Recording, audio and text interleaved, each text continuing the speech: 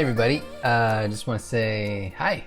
Sorry for being MIA for a couple of weeks. It's been a crazy couple of weeks, and that's not only in my life, but it's been crazy couple of weeks in your life, and not only in my life and in your life, but really the entire world. And it really has given me a lot to think about, a lot to process, a lot to digest, a lot to just soak in. Like, so many people out there are so quick to jump to answers and solutions, or why this is happening or why that is happening, and it's like overload for me. I mean, the first thing that I have on my mind is this whole thing with George Floyd. I mean, such a tragic thing that here you have a man who was put on the ground and had a knee in his neck for 8 minutes and 46 seconds. Where he's crying and he's gasping for air and he's telling people that he can't breathe. And there are just people watching this happen. People who are supposed to protect people watching this happen. And that he cries out for his mother. And he's dead. And it blows my mind that this isn't just the only case of this happening, though. I mean, you have an incident that happened a year ago with Elijah McClain walking home from the store, gets tackled to the ground. And then not only is he tackled to the ground, but then he's sedated. And then on the way to the hospital, he goes into cardiac arrest. And then 6 days later, they pull him off life support because he's brain dead. And then when they go back to look at the footage, the body cam footage of these police officers, they find a couple of things. They find that one of the officers says, there's no reason that we should have pulled him over or done anything to him. He wasn't doing anything wrong. And not only that, the reason they thought he was pulling or reaching for a gun, but in the video you see that he's explaining, like, I was just trying to turn off my iPod so I can hear you guys. And then you hear and see him vomit and him apologizing for saying, he wasn't trying to do the thing that they thought he was trying to do. And then you hear threats of, we're going to get the dogs on you. And for me, I look at this and I'm trying to process this. And then to hear that the police officers involved are just cleared. No wrongdoing. And it amazes me. And it breaks my heart. And it angers me. For multiple reasons, but mostly because the list doesn't stop there. It continues. It goes on. You have George Floyd. You have Elijah McClain. You have Ahmaud Arbery. You have Breonna Taylor. All these people. And my heart can't help but break for what's going on in the world. I can't help but to be angry. But also really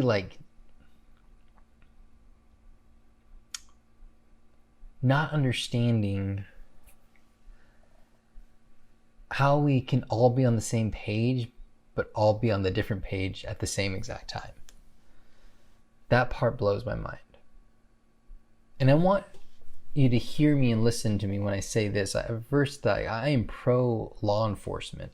I think it's the hardest job in the world, and I don't know anybody who's really qualified for it. It's just the hardest job in the world. Every day that your life is on the line and you're doing it for other people.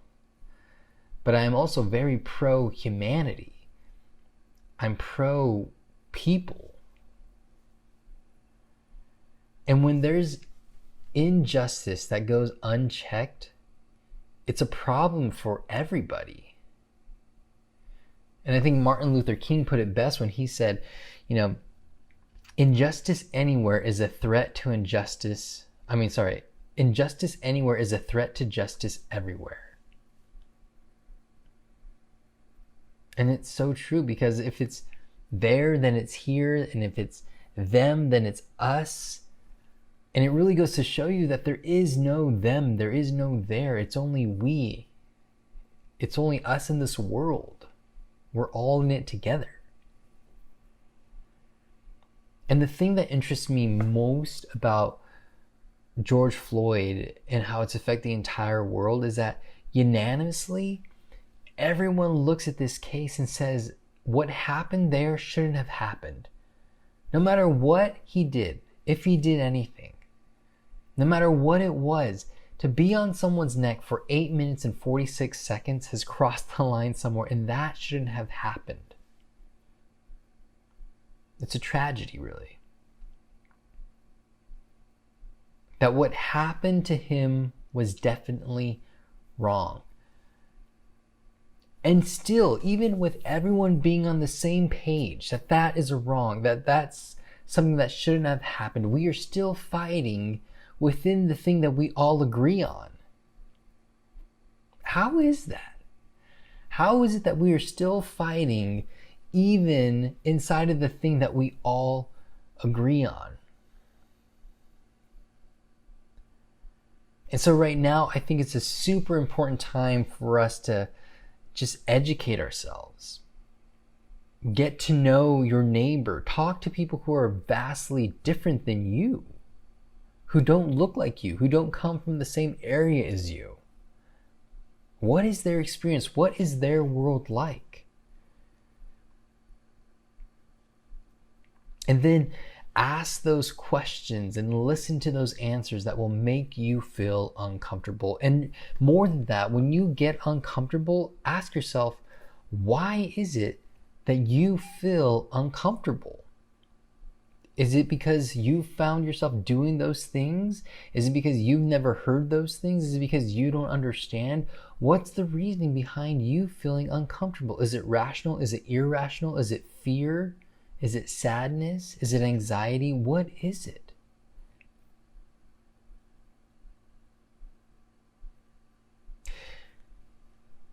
And more importantly, I think it's a perfect time for us to really lean into who Jesus is and what the gospel is. Because really, at the root of all of this, it's bigger than what we think the issue actually is. It's more than racism. It's more than sexism.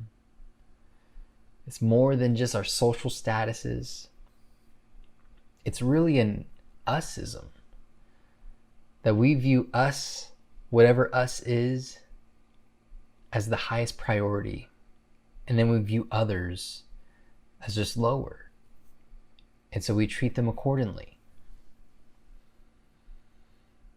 And so before we begin to answer those questions, I think we really have to reflect and look at what Jesus did and what he brought to the world. Because what Jesus did was when he saw people hurting around him, he wept. He felt their pain. In John chapter 14, it's the story of Lazarus. That, Lazarus is one of Jesus' best friends, and he dies.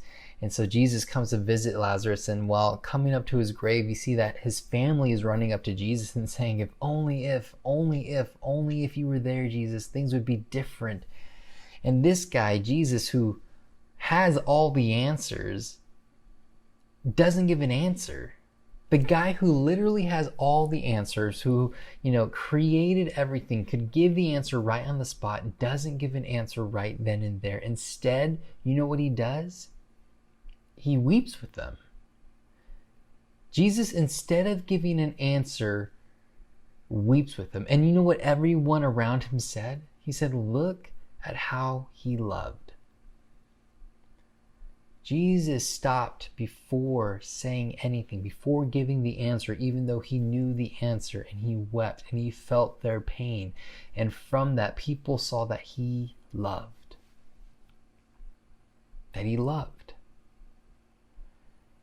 And I think it's something that Jesus followers really need to take note of. That how did Jesus react to those people around him that were hurting? He stopped, and before saying anything, felt what they were feeling. And because we as people, we want to give answers quickly. We want to say, this is the solution, this is how you handle it, this is why that happened. And how you fix that is you just got to do 1, 2, and 3, and then it'll be fine.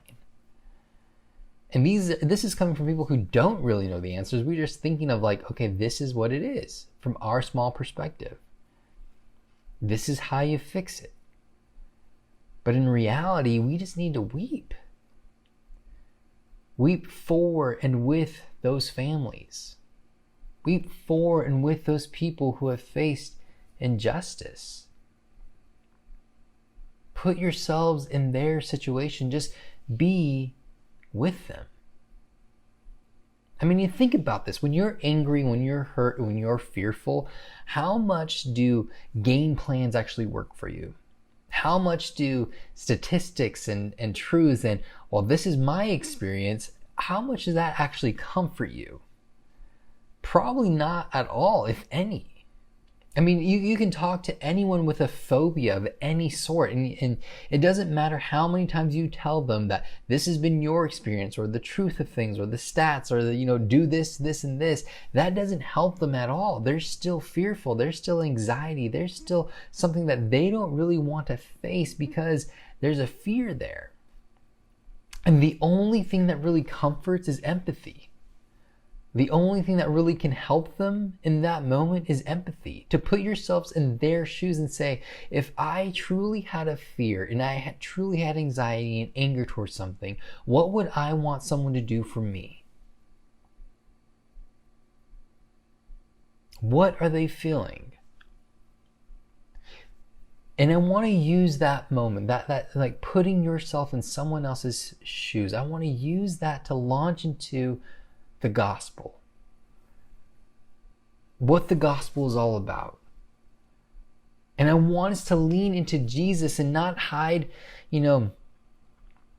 just in Jesus and the gospel and say like, okay, I'm just going to go back to my fairy tale land where it's milk and honey and everything is fine. But no, I want to use this to fuel us to go into our culture and how it is now with fear and anxiety and anger and all those things and say, how do we address this? How do we best love the people around me? How do we feel what they feel? And how do we empower people?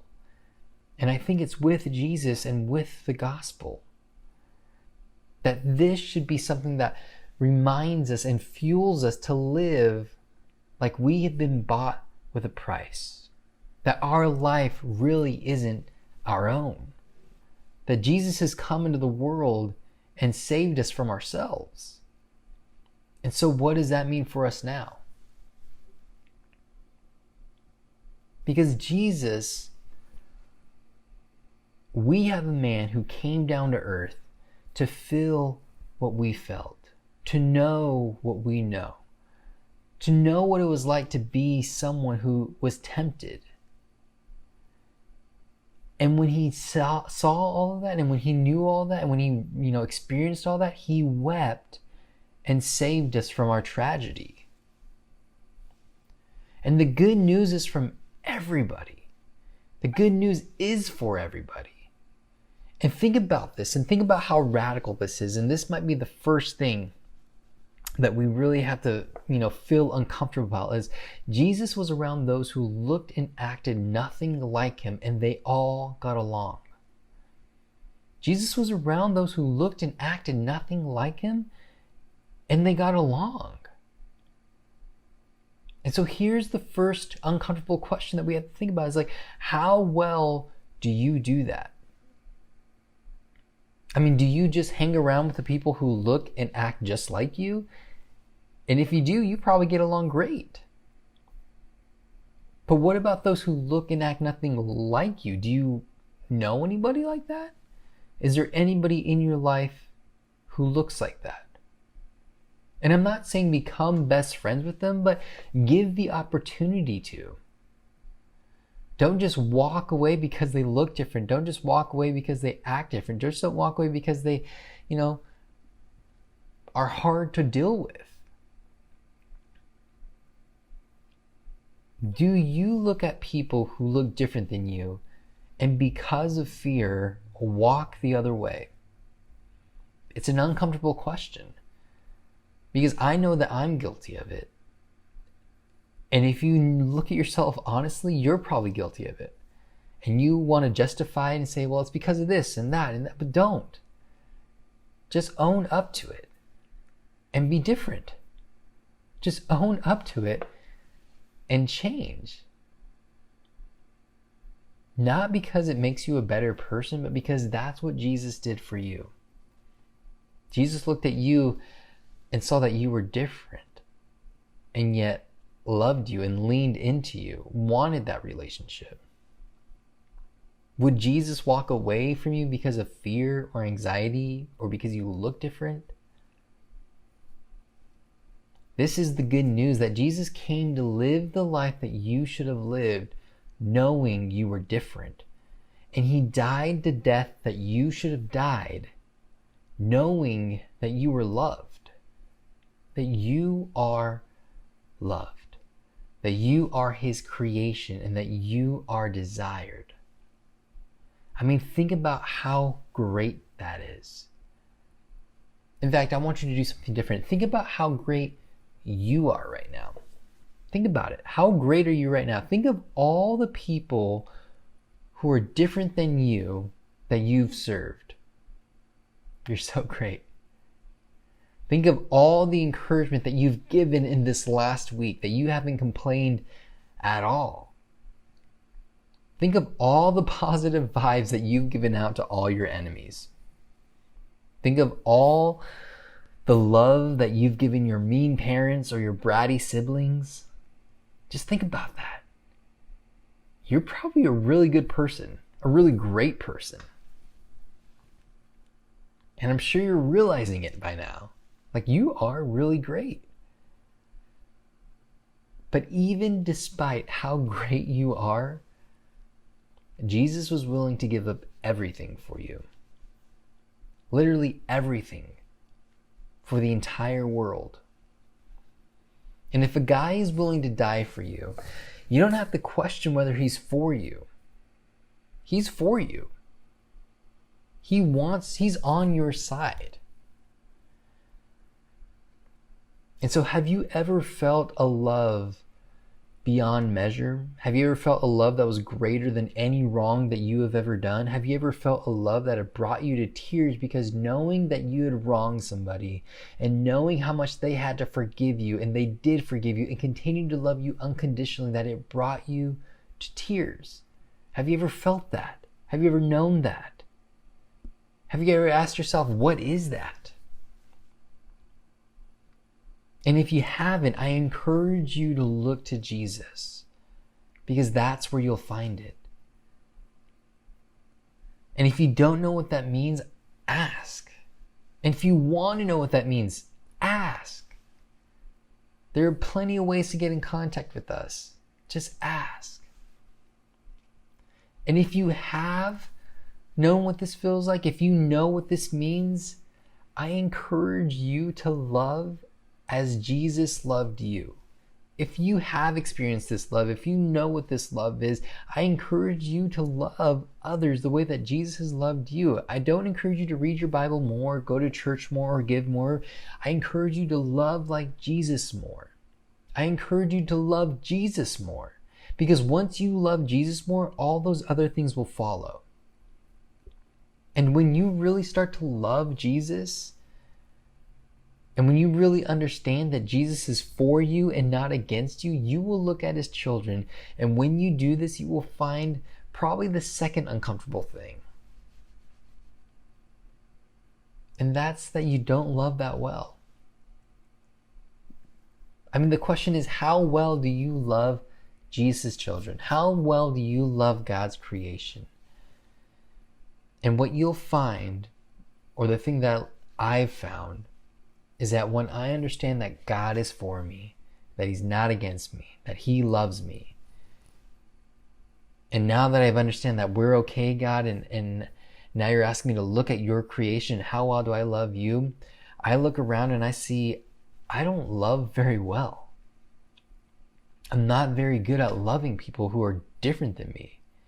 When people look and act like me, it's easy because it's like I'm loving myself. But those people who look different, I'm not very good at it.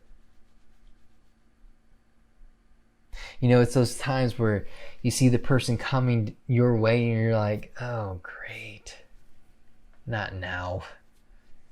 You roll your eyes a little bit in your mind because you don't do it in person because, you know, you're nice. You're a good, nice person. But you're thinking it. Oh, no. And instead of trying to do life with people, instead of trying to carry each other's burdens, you're just like, what's the quickest way that I can get out of here? What's the quickest way I can get out of this conversation? What's the next thing that I can do to check off my list to make me feel good? But imagine if we loved like Jesus loved us. That we would do for others as we would want others to do for us. What if we lived for someone else? What if we truly lived like our life wasn't our own? Imagine what the world around you would look like, because Jesus loved you when there was nothing to be desired. Jesus brought you in when you were so far out. And what if you did that for someone? What if you saw someone who was far, and instead of saying, listen, you can come to me when you clean yourself up, when you get things right, when you look a lot like me, instead of saying all that, you went out to them and you brought them in with your love. And when you loved them, you weren't asking them for change. You weren't trying to give them facts. You were just only there to love on them. What would your world look like? Because Jesus didn't call people, He didn't call you to a fact sheet and say, listen, this is what you need to start doing and stop doing. No. I mean, that stuff happened, but it was only after you understood that you were loved unconditionally. Unconditionally. That you were desired, that you were His, that He was for you. Imagine what your neighbors would think if you cared for them before you knew what they believed, what they were like. What would they think? How would they respond to you? As Christians, you know, we believe a lot of crazy stuff that people will question. But I think the goal is that we should live our lives where the only thing that people question is, why do we love so well? How can we love so well? And when they ask us that, the only thing that we could point them back to is because of Jesus. The gospel, the good news that was set before us. That He lived the life that we should have lived, and He died the death that we should have died, because He knew that we would be loved. So that's what I've kind of been processing. Is how do we love our neighbors the way that Jesus has loved us? How do we be more sacrificial? It's not by, the world isn't going to be a better place by being just more accepting of people, but it's looking at how someone was so accepting of us when we were so different. And then that being the catalyst that we say we're going to love other people because of that. So that's all I got. Hope you guys have a blessed week, and I'll see you later.